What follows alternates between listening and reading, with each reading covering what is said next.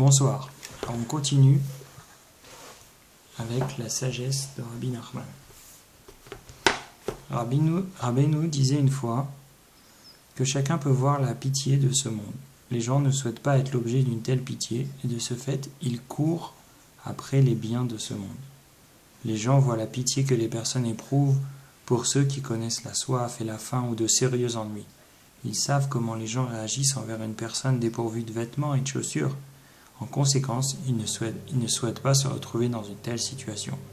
Cependant, une personne dotée de discernement peut aussi percevoir la profonde pitié qui existe pour les âmes dans le monde futur. Car dans l'au-delà, il y a des âmes qui sont littéralement dénudées. Toutefois, il est impossible de leur exprimer une quelconque pitié. Si une personne ne possède pas de vêtements dans ce monde, on peut organiser une collecte de fonds et lui en procurer. Une telle pitié est impossible dans le monde futur. Les habits dont une personne a besoin dans le monde futur sont la Torah et les bonnes actions. Et celles-ci ne peuvent être offertes en don. Mais une personne intimement liée au tzaddik authentique peut se précipiter chez lui et recevoir toute pièce nécessaire d'un revêtement spirituel. Rabbeinu évoquait cela à une autre reprise et disait que dans le monde futur, nombre de personnes sont laissées de côté. Elles gémissent alors d'une voix amère. « Donnez-nous quelque chose à manger !» On s'approche d'eux et on leur dit « Voilà de la nourriture et de l'eau, mangez, buvez !» Les autres répondent « Non, non, nous ne pouvons utiliser une telle nourriture.